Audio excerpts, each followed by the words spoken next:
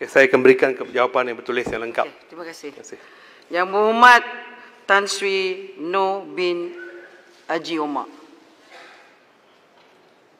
Terima kasih, Tuan Speaker. Isu tabung haji semakin panas. Soalan nombor 9. Soalan nombor 9, mohon diulas. Bismillahirrahmanirrahim.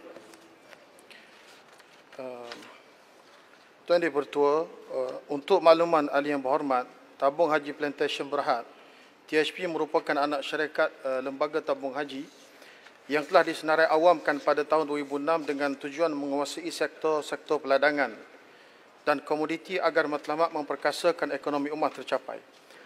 Bermula dengan keluasan ladang seluas 15,746 hektar, kini Tabung Haji Plantation memiliki ladang seluas 100,976 hektar pada akhir tahun 2017 melalui 19 buah anak syarikat. Laporan tahunan Tabung Haji Plantation Berhad menunjukkan bahawa prestasi Tabung Haji Plantation Berhad agak memberangsangkan berdasarkan petunjuk kewangan yang agak kukuh dengan mencatat keuntungan saban tahun sehingga tahun 2017. Keputusan untuk menjual 14 buah anak syarikat Tabung Haji Plantation Berhad yang memiliki ladang berkeluasan sebanyak 76,957 hektar bersamaan dengan 76.2% daripada jumlah keseluruhan ladang milik anak syarikat Tabung Haji Plantation Berhad telah dibuat oleh kerajaan dahulu di bawah Pakatan Harapan, iaitu pada bulan Ogos 2019. Dengan persetujuan penjualan 14 buah anak syarikat ini, keluasan ladang Tabung Haji Plantation iaitu 100,976 hektar akan berkurangan sebanyak 76.2% kepada 24,000 hektar sahaja. Mengikut semakan Jabatan Perdana Menteri Bahagian Agama, daripada 14 buah anak syarikat ini, 4 daripadanya adalah syarikat yang mencatatkan keuntungan, iaitu THP Ibuk, THP Pelita Sadong, THP Pelita Gedong dan Hydroflow. Keputusan untuk menjual ladang-ladang ini telah dibuat semasa harga minyak sawit mentah CPO mengalami kejatuhan yang serius, yang mana menyebabkan anak-anak syarikat Tabung Haji Plantation ini mengalami kerugian. Kejatuhan harga minyak sawit mentah ini adalah disebabkan oleh tindakan-tindakan kerajaan terdahulu yang tidak menjaga hubungan dagangan dengan negara China dan juga India, yang akhirnya menyebabkan ekspor sawit kita jatuh mendadak.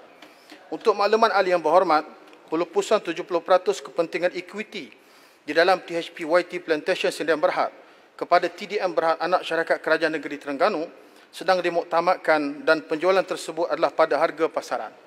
Keluasan ladang THP YT ini adalah sebanyak 2,594 hektar, iaitu bersamaan 2.5% dari keluasan keseluruhan ladang. Manakala pelupusan Bumi Suria Ventures Sdn Berhad dan Maju Warisan Mas Sdn Berhad melibatkan keluasan sebanyak 6,514 hektar kepada syarikat bukan Bumi Putra, iaitu Tamako Plantation Sdn Berhad, juga sedang dimuktamadkan. Untuk makluman ahli yang berhormat juga, syarikat Tamako Plantation Berhad ini dimiliki oleh bukan Bumi Putra yang diteraju oleh ahli lembaga pengarah seperti berikut: Lim Sing Hua, Lim Chun Leng, Lim Wai Fong, Lim Chung Siang, Lim Ban Long. Penjualan Bumi Suria Ventures dan Maju Warisan Mas ini sedang menunggu kelulusan daripada unit perancang ekonomi, sama ada harga jualan tersebut adalah pada harga pasaran ataupun tidak, dan sama ada pelupusan tersebut akan memberi impak kepada perancangan jangka panjang dan keuntungan THP Plantation. Setelah Perikatan Nasional mengambil alih kerajaan pada Februari yang lepas, keyakinan pelabur semakin meningkat dan harga minyak sawit mentah kian memulih disebabkan hubungan dengan antarabangsa kembali terjalin. Justru Jabatan Perdana Menteri akan menilai semula keputusan penjualan ladang secara besar-besaran ini sama ada ia wajar ataupun tidak. Jabatan Perdana Menteri Hal Ehwal Agama di zaman Kerajaan Perikatan Nasional memikul tanggungjawab sebagai penjaga amanah kepada pendeposit tabung haji dan akan sentiasa berusaha melindungi kepentingan pendeposit dan aset-aset lembaga tabung haji dan umat Islam di Malaysia. Sekian, terima kasih. Soalan tambahan? Terima kasih Perdana Menteri, jawab begitu jelas dan kurang-kurangnya seiring apa yang Baling cakap semalam. Saya pun terkejut. Kata ekonominya memberangsangkan, tetapi aset dijual. Alasannya kerana harga kelapa sawit jatuh. Kalau macam itu mudah sangatlah dari kerajaan. Tak ada kata jual. Jadi saya nak tanya, apakah benar bahawa penjualan aset-aset tabung haji plantation kepada Tamako ni mengikut harga pasaran ataupun tidak. Semalam Balin kata harganya patut mahal, tapi dia jual dengan harga yang lebih murah kerana ada arahan tertentu. Saya nak tahu tu. Tapi bila nama banyak lim-lim ni, nasabil lim Guan Ing ni mesti kawangan. Kalau tidak dia pun dalam syarikat tu kali. Terima kasih kepada soalan tambahan Tanjung Karang. Berkenaan dengan penjualan aset-aset tabung haji ini, nilai oleh jurunilai C.H. William pada Disember 2018 adalah sebanyak 280 juta. Nilai oleh JPPH pada April 2020 adalah berjumlah 224 juta. Sebelum diminta nilai semula oleh THP Plantation dan diturunkan kepada 198 juta. Harga jualan kepada Tamako ialah berjumlah 170 juta. Adalah lebih rendah daripada nilai JPPH dan juga jurunilai bebas. Berdasarkan pakej penjualan hutang, berdasarkan kepada pakej penjualan juga hutang BSV kepada THP Suria Mekar sebanyak 240 juta juga telah dihapus kira, yang memberi manfaat besar kepada pembeli iaitu Tamako Plantation Sdn Bhd. Pada masa ini kelulusan terhadap penjualan syarikat-syarikat ini masih lagi di perangkat pertimbangan EPU bagi mendapatkan kebenaran, kerana sebarang jualan kepada syarikat bukan Bumiputera mesti diluluskan oleh pihak EPU dan masih lagi dalam pertimbangan kerajaan. Soalan tambahan kedua, Tuan Speaker. Parit Buntah. Yang Berhormat Parit Buntah. Pendek je 30 saat. Ya. Tak nak ceramah Yang Berhormat. Tak ada ceramah. Saya hanya nak minta penjelasan daripada Timbalan Menteri kerana sebahagian besar daripada fakta dia itu agak mengelirukan. Pertama ialah tentang soalan penjualan itu perlu dirakamkan di sini bahawa isunya bukan isu penjualan aset, tetapi Menteri dan timbalannya kena jujur untuk menjawab kenapakah aset itu semua dijual. Saya ada fakta menyatakan bahawa TH Plantation hutang dia membengkak. 2018 1.24 bilion, 2019 1.29 bilion. Yang itu tidak disebut oleh Menteri. Yang kedua, aset tidak mendatangkan hasil sehingga menyebabkan pendapatan jatuh kepada 24%. Ini semua nanti dulu.